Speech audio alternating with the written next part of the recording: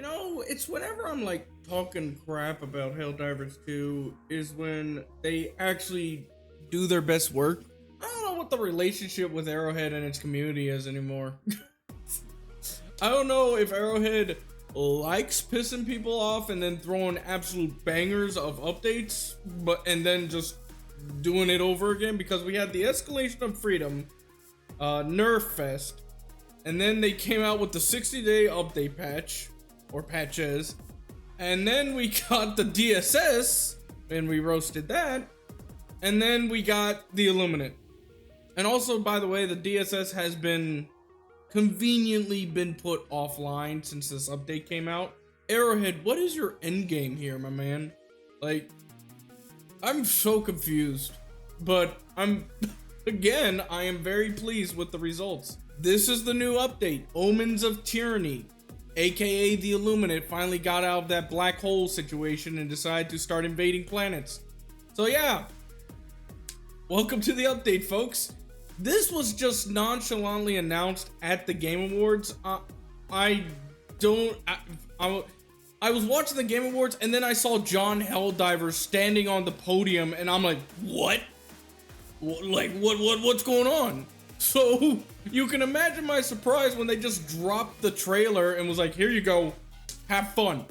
It blew my mind. It was the best thing out of the Game Awards, in my opinion, honestly. It was the best thing because the Game Awards was literally 4 hours of game showcases. It's not even the Game Awards anymore. It's literally just E3. This was the best thing out of it. What's funny is like the best thing out of it is not even the games itself. It's just the trailers for upcoming games. It's like, what? That's how far the Game Awards have come, folks. Like, it has just been an insane ride for Helldivers because we've been on this trip of bad, good, and now great. So it's great to see the Illuminate in the game finally, and I am very happy with the results thus far. They introduced a new land vehicle, the FRV, which is a light, like, it's basically a warthog. So it holds 4 people. You have the driver, the 2 passengers, and then the gunner, of course. And it's a good vehicle. I love it. It's actually really dynamic. It took me a few tries to get used to it, but once I got used to it, I felt pretty confident about driving it. So it's a really good vehicle. And the new planet environment, the cities and everything, the big cities, it's a really nice touch. I do like the big cities. They're really good for close quarter combat, and urban combat is so much fun in this game now. I hope we get more urban environments like this with the automatons and the terminids.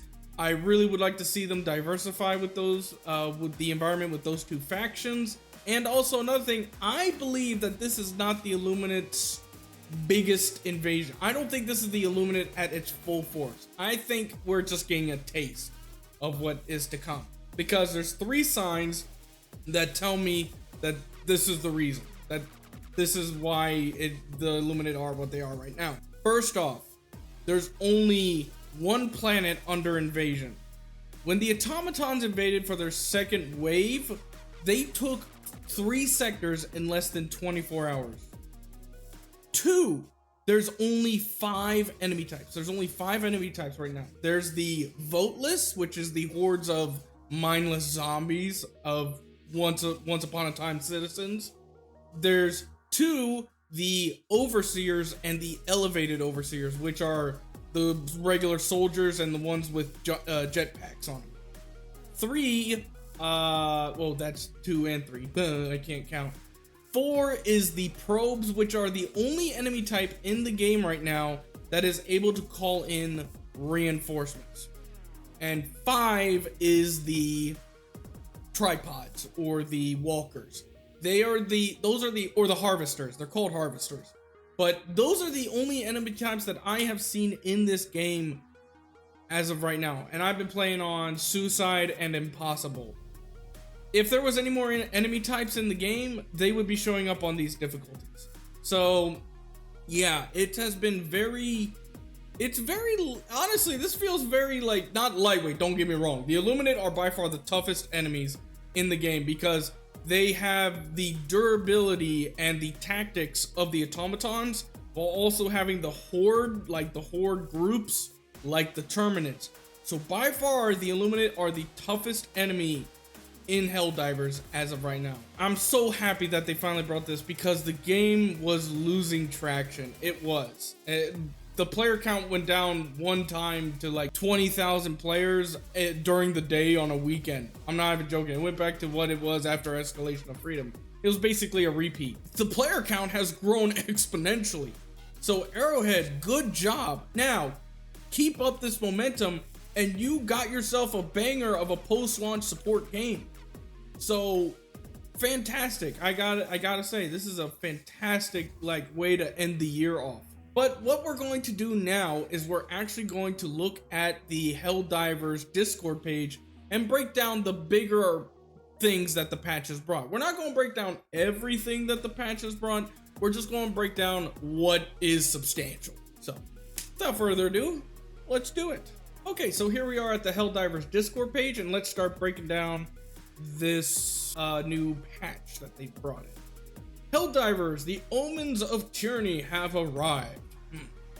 The Illuminate are back, and with them a new wave of terror threatens our democracy. After nearly a century of a relative peace, these technologically advanced enemies have returned. The Illuminate are conducting mysterious invasions across the galaxy. That's another thing. Mysterious invasions, meaning there's going to be more than one. Seizing our colonies and converting our citizens. These staging attacks, that's it, boom, right there. These staging attacks and Illuminate disappearances are too precise and elusive to suggest a full-scale planetary conquest, but their methods and intentions remain a dire enigma. This is what I mean, they're just probing us. They're just testing out our weaknesses and our strengths. Missing for almost a century, the Illuminate will challenge our recruits more than any other faction they have faced. They are highly advanced, highly intelligent beings wielding powerful technology that appears to average citizens like a kind of dark magic. The Illuminate have seemingly emerged from the singularity created by the destruction of Meridia. Even though we don't know the true origin of the invasion, we have no choice but to suppress 3 factions in the galactic war. New FRV vehicle. With all these new developments, there won't be time for driver's ed courses, Helldiver. A fast recon vehicle, or FRV, will now appear in the colonies ready to plow through the Illuminate at high speed. New colony missions. Omens of Tyranny is bringing the fight into the streets with new mission areas inside Super Earth's many colonies. But it won't be easy. Gone are the wild open spaces that Helldivers are accustomed to fighting in. Cities mean closer quarters, dark alleys, and forked paths where one wrong turn means meeting a horde of voteless to liberate. So yeah, the voteless are the zombies that I mentioned earlier, or the hijacked minds of the former citizens of Super Earth. But yeah, most of the general fixes and balances are very minimal. They increase some magazine sizes, ergonomics, reload durations, decreased, maybe some gas grenades here. The biggest ones they did change was the airburst rocket launcher. In addition to existing flak projectiles, players can now switch to cluster munition projectiles. Cluster projectiles detonate based on a timer, not a proximity trigger. Both modes deploy the same number of bombs with the following differences. Airburst rocket launcher a lot more versatile now, which is nice. It's not just a one-man team killing machine. Yeah, fun times. They increased the laser cannon from 1 to 2, spare mags from 1 to 2, and they decreased the heat buildup by 20%. Another big change was the jump pack. You can now shoot while airborne with the jump pack, or you can aim while airborne with the jump pack. You can now stim while airborne with the jump pack. And let's see, another big one was the Emancipator and the Patriot exosuits. Big old health boost. Yeah, they weren't playing around. They were like, I mean, those exosuits were already good beforehand, but they were usable, but they weren't a game changer sometimes.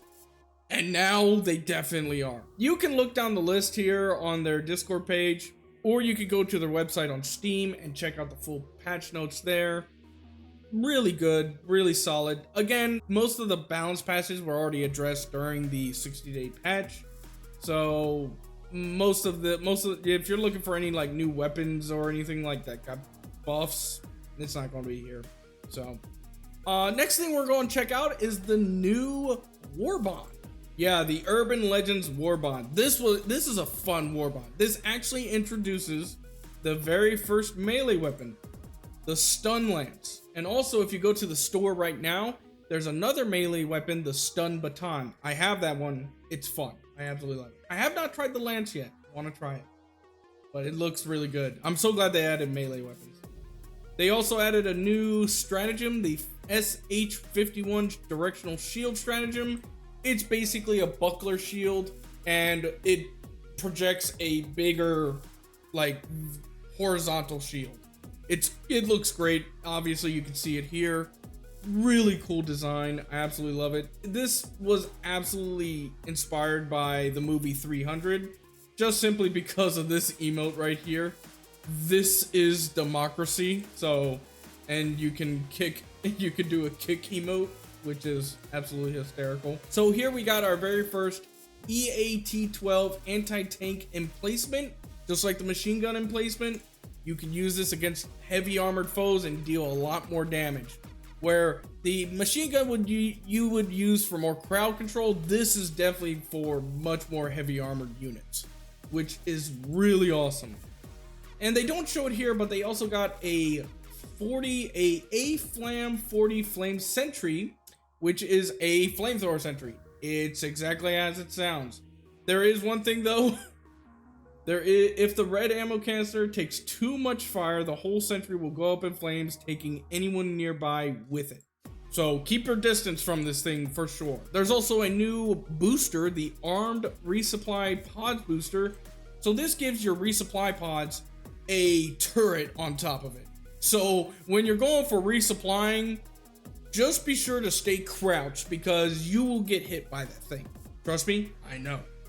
So yeah, that's a really cool addition. As you can see here, this is the SR-18 Roadblock Heavy Armor. It's got like that Spartan vibe to it, but I'm also getting with this big pauldron here, I'm getting a lot of Space Marine 2 vibes. So really cool design right there. I really like it. Also the new uniforms also bring a great passive, probably my favorite passive in the game so far, called the Siege Ready passive, which increases your primary weapon reload speed by a whopping 30%, and here's my favorite, and your primary ammo capacity by 20%. This is very much needed against the Illuminate. Trust me when I say this is a welcomed addition. 20% ammo capacity. When you go against the Illuminate, you're gonna want as much ammunition as possible, especially against the Overseers. Those guys have such beefy armor. Oh my lord. Just prepare to be putting a lot of bullets down range. And of course, there's the new image of the FRV, aka Warthog vehicle. It's got the heavy machine gun for a gun emplacement at the top here. Really cool. And then, like I said, the driving is so intricate. There's parking, there's reverse, there's drive, and there's 1 and 2. I don't know what 1 and 2 means. Maybe like increased speed, but very versatile vehicle. Very versatile. Absolutely love the addition of it. We needed it. Please put this vehicle in more maps and put the new city environments also in more planets and maps, because I would absolutely love to go against these automatons and terminates in city environments with this vehicle. Absolutely. And yeah, that's basically what they brought. That was just a quick rundown of everything, guys. This is what Helldivers needed. Absolutely. Thank you so much. I was so concerned for Arrowhead because I wasn't hoping, because one of the rumors was they were going to post the Illuminate either very early next year or on the anniversary of the game. It's not the game wouldn't have lasted. I think the game would have just lost traction. I think a lot of people would move on, especially during the end of this year. We got Marvel Rivals, Space Marine 2 got its big update. You have Indiana Jones, you got Stalker 2. I mean, there's a lot of games that came out at the end of this year, and if Helldivers held the Illuminate back for any longer, I think the game would have lost a lot of traction, especially after the DSS. Thank you, Arrowhead. This was a very much needed change and addition to the game. This is by far Arrowhead's best update that they've done. And I absolutely love the Warbond. So, Arrowhead, please just keep going up from here, man. And thank you for taking that DSS offline. And to all the people who defended the DSS, I get it. You wanted to hold out hope for it, but even Arrowhead knows that thing was a piece of garbage. So, yeah, I'm glad that thing's offline. Let me know what you guys think of the new update. Let me know how you think about the Illuminate, the new Warbond environments, the vehicle.